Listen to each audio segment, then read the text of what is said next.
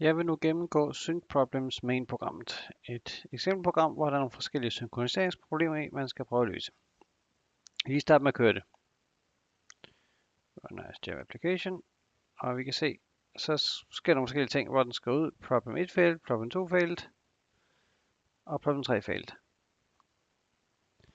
Og det gælder om at få ret i programmet, således at det hver gang det kører, går godt.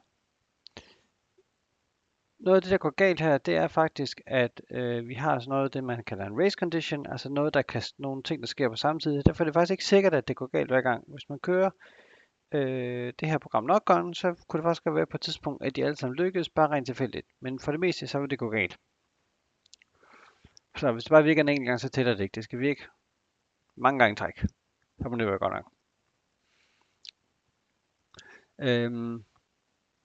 Hvis vi lige kigger på det her, der er en lille hjælpemetode her, finish. Den tager 2 tråde, starter dem, og så venter på, at de begge to er færdige. Join-metoden, den der venter på, at metoden er færdig.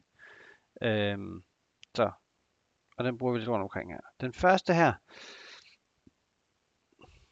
er et lille eksempel, hvor vi har 2 tråde, der tæller. Den ene, den tæller en værdi, value her op, den anden, den tæller value ned. Og de kører lige mange gange. Det vil sige, at man skulle synes, hvis vi starter med 0, og det gør vi her, og vi tæller op et andet gang og tæller ned lige så mange gange, så burde vi være færdige med 0. Og det skriver vi også her. Hvis den er forskellig ved 0, så fejler vi, og ellers så må den være 0, og så lykkes det. Og det vil som regel gå galt, fordi vi har den race condition. Og her kan vi se, at vi rammer faktisk ret meget forkert. Vi skulle have talt 10.000 gange, nej 100.000 gange, undskyld. Og så har vi så ramt cirka 10.000 forkert. Så der går et eller andet galt, hvor vi har talt lige oven i hinanden. Det er det med, at man når at læse værdien, men ikke når at skrive den tilbage igen, før man har talt op. Det sker næsten 10.000 gange her. Hvis man kører det igen, så vil det give en anden værdi. Vi kan lige prøve at køre igen her. Nu gav det så, nu er det så 26.000 gange, og lidt til den anden side, at der gik noget galt. Så helt tilfældigt. Og det gælder selvfølgelig om at få til at virke, således at vi får talt både op og ned. Og man må kun lave synkronisering, så vi kan ikke ændre i funktionaliteten, det er talt op og ned, så vi kan ikke bare sige, at værdien skal være 0. Vi skal ændre i, hvordan det her program kører, således at det bliver synkroniseret. Vi vil gerne have tråden til at køre på samme tid, men de skal ikke ødelægge hinandens tælling.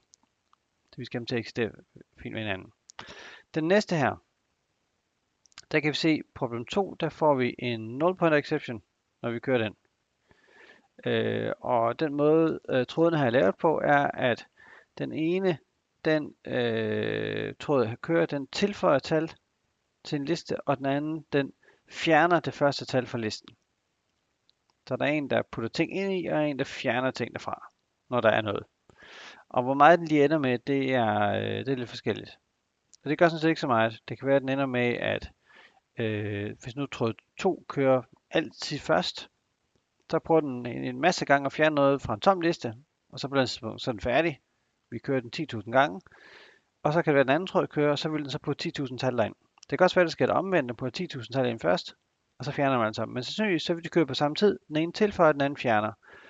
Og så har man en samtidig modifikation af 2 forskellige tråde af den samme liste. Og det går næsten altid galt. I hvert fald med, når vi ikke gør noget specielt, som vi kigger på lidt senere. Så lige umiddelbart med det, vi kender til nu her, så går det galt. Og den måde, tråden er skrevet på, er, at de begge to har en catch exception, så de fanger så til hvad som helst, og så skriver det ud, at det gik galt.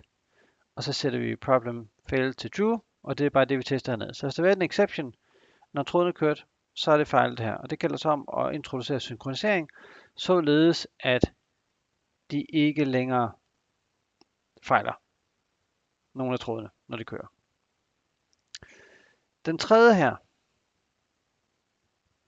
den er sådan lidt mere kompliceret, i hvert fald umiddelbart, men det er basalt set det samme, der foregår igen. Her har vi igen noget data, som er delt imellem nogle tråde, der arbejder. Vi starter med først at putte noget data ind i den her liste. Så har vi den første tråd. Den går igennem listen og fjerner tilføjer forrest i listen et negativt tal, som er taget ud fra det tal, den nu har fundet, og det er hver tredje tal, den tager, og så stopper det forrest i listen som negativ. Den anden, den løber igennem og ser, om den når at finde nogle negative tal. Så det er sådan lidt et kapløb på en måde.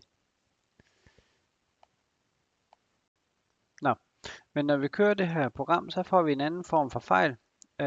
Concurrent Modification Exception. Det er sådan en fejl, man får, når man modificerer en liste, imens der kører en iterator. Og iteratoren, der kører det den her, for en i eller i, for hver i data her, så gør noget. Så det er en iterator, man bruger til det. Den er forløbet her. Og heroppe, der har vi den, der modificerer listen, imens det kører.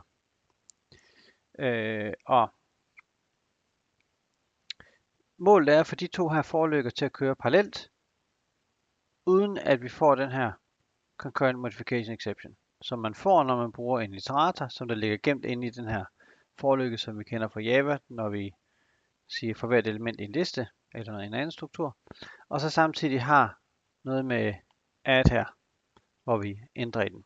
Så målet er stadigvæk at have det til at køre parallelt, men undgå den her concurrent modification exception.